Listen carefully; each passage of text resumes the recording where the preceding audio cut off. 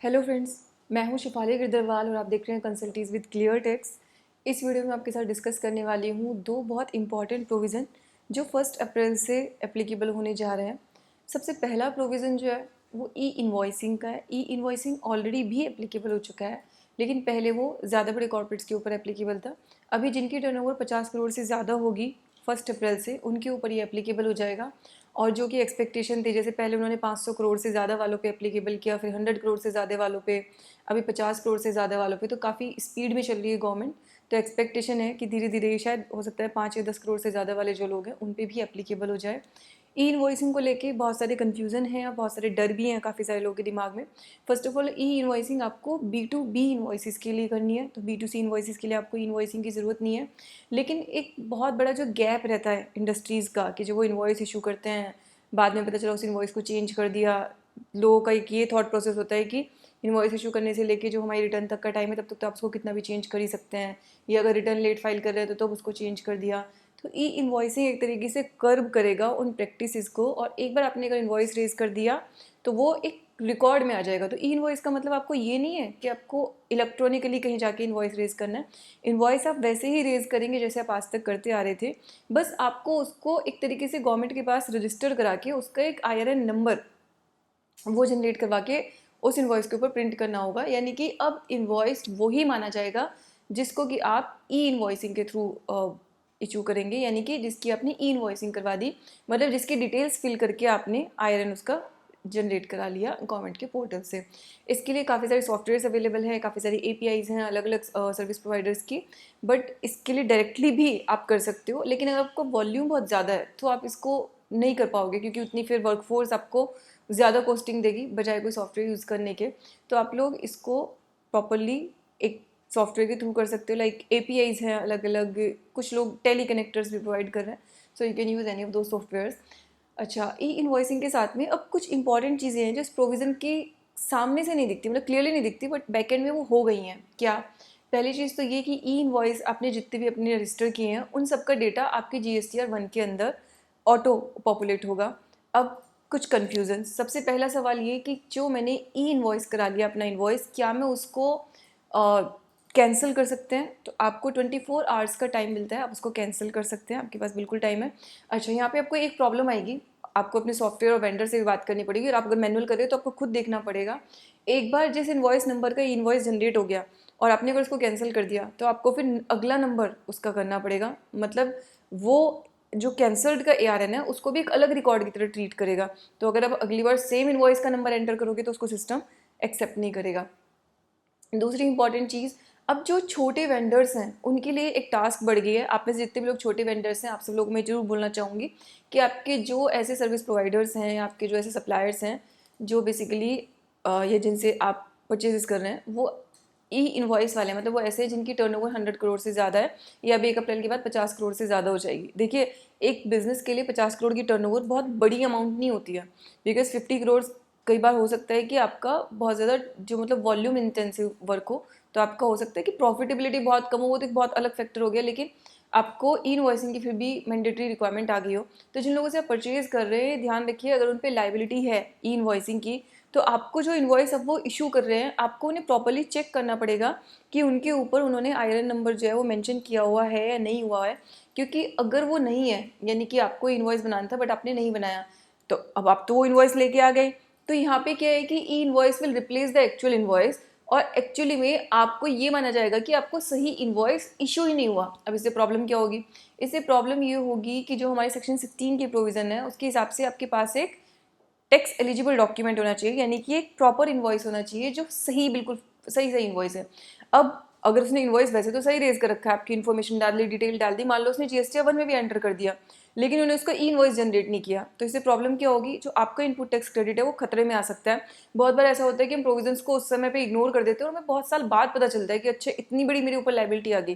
तो इसलिए मैं आपको आज ही ये चीज़ कॉशन कर रही हूँ कि आप बड़ी कंपनी से, बड़े सप्लायर से जो भी इन्वॉइसेस ले रहे हैं उनको आज ही चेक करें कि उनको अगर लाइबिलिटी है इन्वॉइसिंग की, तो आपका इन्वॉइस प्रॉपरली जिसका IRN जनरेट हो चुका है वो वाला इन्वॉइस होना चाहिए।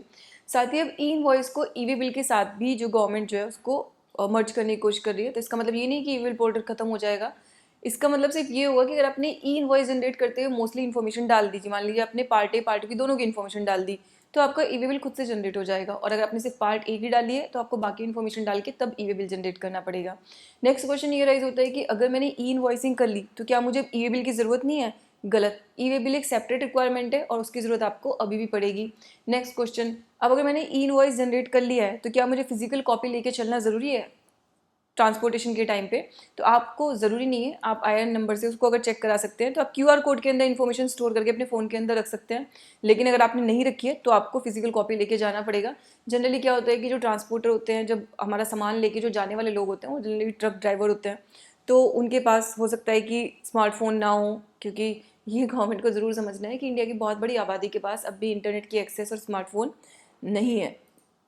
और हो सकता है कि जो व्हीकल को लीड करके लेके जा रहा है या चला के लेके जा रहा है वो एक्चुअली वही पर्सन हो, तो उस केस में आपको फिजिकल कॉपी उनके पास रखवानी पड़ेगी।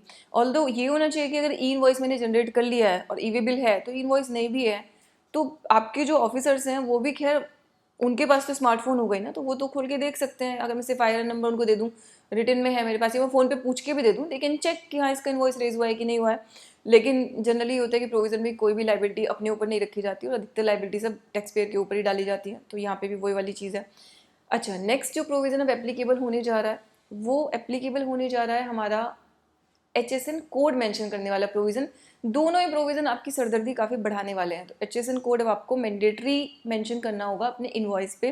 सबसे पहले मैं आपको बताऊंगी HSN कोड होता क्या है। जितने भी आइटम्स होते हैं उनको एक्चुअली ये एमर्ज हुआ, यानी कि पैदा हुआ था इंटरनेशनल ट्रेड से, तो एक आइडेंटिकल पहचान बनाने के लिए, जैसे कोई प्रोडक्ट है उसको मान लीजिए इंडिया में किसी और नाम से बुलाते हैं, US में किसी और नाम से बुलाते हैं, तो जब वो इंटरनेशनली ट्रेड किए जाते हैं तो हर इंसान उसको समझ सके कि भाई इस प्रोडक्ट का मतलब ये है, तो उन्होंने हर चीज़ को एक कोड प्रोवाइड कर दिया बेस्ड ऑन देयर डिस्क्रिप्शन।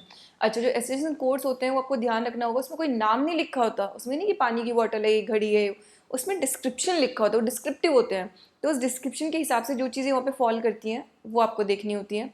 अच्छा, उसमें जो कई बार ये भी होता है कि वो एक से ज़्यादा हेडिंग्स के अंदर फॉल कर जाएं, तो उसमें हमारे HSN के रूल्स होते हैं, HSN को रीड करने के, उनको इंटरप्रेट करने के, क्लासिफिकेशन के रूल्स उनको बोला जाता है। देयर 6 रूल्स, वो रूल्स आपको देखने होते हैं इसके केस में। काफ़ी सारे केस लॉज भी हैं इस पर, मैंने ऑलरेडी HSN क्लासिफिकेशन पे एक वीडियो बनाई हुई है, आप उसको चेक कर सकते हैं, उसको देख सकते हैं अगर आप समझना चाहते हैं। और सर्विसेज के लिए भी हमारे जो SSC कोड्स हैं हमें मैंडेटरी मेंशन करने होंगे अपने इनवॉइस पे।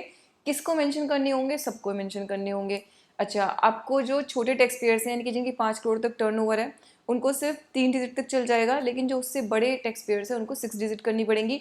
ऑल्दो जो लोग एक्सपोर्ट और इंपोर्ट करते हैं उनको ऑलरेडी ही HSN कोड मेंशन करना ही पड़ता है, तो उनको जो उनकी रिक्वायरमेंट है, मान लीजिए कस्टम्स के हिसाब से अगर आपको ज़्यादा डिजिट्स की रिक्वायरमेंट है तो चाहे आप इधर फॉल कर रहे हो नहीं कर रहे हो, आपको तो मेंशन करना ही पड़ेगा, क्योंकि आप ऑलरेडी पहले से भी करते आए हो।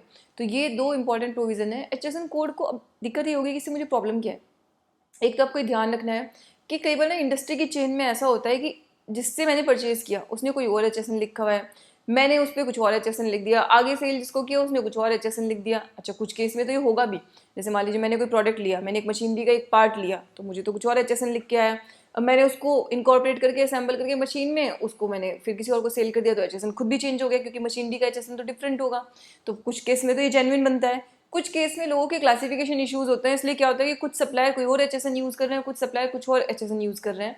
और एक और ये भी रीज़न था कि गवर्नमेंट जो है नाउ दे कैन ट्रेस कि भैया अगर आपने परचेज X किया है then how is it possible कि आप Y सेल कर रहे हो। मार्केट में बहुत सारे लोग, बहुत सारे फ्रॉडलेंट लोग ये कर रहे हैं कि परचेज उनकी कुछ भी होती है, वो सेल किसी भी और चीज़ की दिखा देते हैं। तो यहाँ पे उसको भी कर्व करना इसका एक मकसद है। लेकिन ध्यान रखना कि जब गवर्नमेंट दूसरों के लिए जब जाल डाला जाए जो एक्चुअली में फ्रॉडस्टर्स है, तो कोई ऐसा ना हो कि गलती से आप उसमें फंस जाओ। तो इसके लिए बहुत ज़रूरी है कि आप अपना HSN सही से ट्रेस करके उसको अपने इनवॉइस में मेंशन करें। और अगर आपको नहीं फाइंड आउट हो रहा है तो आप एज ए जर्नल देखें कि आपकी इंडस्ट्री प्रैक्टिस क्या है और जनरली आपके आइटम पे क्या HSN कोड यूज़ किया जाता है। देन आप क्लासिफिकेशन में जाके एक बार चेक कर सकते हैं कि वो करेक्ट है या नहीं। अगर करेक्ट नहीं है तो 1 अप्रैल से पहले ही उसके बारे में अपनी कोई ओपिनियन फॉर्म कर लें, एक्चुअल में पता कर लें कि आपका क्या है। अदरवाइज हो सकता है कि आपने तो मान लीजिए बॉटल सेल की, HSN आपने किसी और चीज़ का लिख दिया, तो गवर्नमेंट बोलेगी तुमने बॉटल सेल की तो HSN किसी और आइटम का कैसे लिख दिया। तो कल को वो चीज़ जो है आपको पेनल्टी के लिए लाइबल बना सकती है, आपकी टर्नओवर, मतलब आपको कितना बड़ा कॉन्सिक्वेंस हो सकता है वो तो केस टू केस बेसिस पे पता चलेगा। लेकिन हो सकता है वो बोल दे कि भाई तुमने तो टर्नओवर ही सारी गलत दिखा रखी है, या वो बोलें कि तुमने तो जो तुम फ्रॉड कर रहे हो गवर्नमेंट के साथ में, लिख कुछ और हो, ये कुछ और कर रहे हो। और अगर अनफॉर्चुनेटली दो अलग अलग HSN में फॉल करती हो एंट्री, उनके टैक्स रेट अलग हो, फिर तो आप पक्का पक्का ही फंसेंगे, क्योंकि टैक्स रेट अलग होने का मतलब तो ये कि आपने अगर कम पे लगा दिया तो गवर्नमेंट बोलेगी इस पर तो ज़्यादा लगना था, आपने कम की चार्ज किया है, तो आप फिर वैसे भी लाइबिलिटी आ जाएगी, वन ऑफ द ऑफेंसेस में फॉल कर जाओगे। तो ये दो बहुत इंपॉर्टेंट प्रोविजंस हैं जिसके लिए आपको अभी से प्रिपरेशन करनी है, क्योंकि आपको बहुत सारे सिस्टम के चेंजेस की रिक्वायरमेंट पड़ेगी। इसके लिए आपको अपनी जो करंट सिस्टम है उससे काम नहीं चलेगा, आपको अपने करंट सिस्टम में चेंजेस करने पड़ेंगे।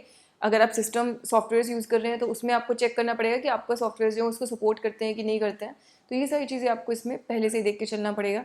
तो it was a video to make you ready. First April से जो चेंजेस आ रहे हैं उन सब के लिए आपको मेंटली प्रिपेयर्ड करने के लिए।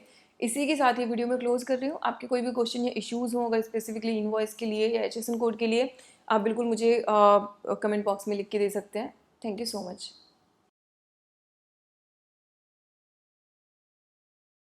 अगर आप GST डिटेल में सीखना चाहते हैं तो फिर आप हमारा कोर्स उसके लिए ज्वाइन कर सकते हैं। हम अपने कोर्स को अपडेट कर रहे हैं, यानी कि जो नए रिटर्न्स हैं 3B के अंदर जो चेंजेस आ रहे हैं वो सब भी हम उसके अंदर इंकॉर्पोरेट कर रहे हैं डिफरेंट सेशंस के थ्रू, और जो कुछ रिसेंट नोटिफिकेशंस आए हैं उनको भी, साथ ही जो इंपॉर्टेंट केस लॉज अभी तक चल रहे हैं उनको भी हम उसके अंदर कवर करते हैं डिफरेंट सेशंस के थ्रू।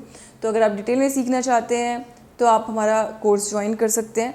अगर आप बिगिनर हैं, स्टूडेंट हैं, आपको बहुत ज़्यादा ऑलरेडी टैक्सेशन की नॉलेज नहीं है, तो हमारे पास एक स्पेसिफिक कोर्स भी है बिगिनर्स के लिए, आप वो वाला कोर्स GST को ज्वाइन कर सकते हैं।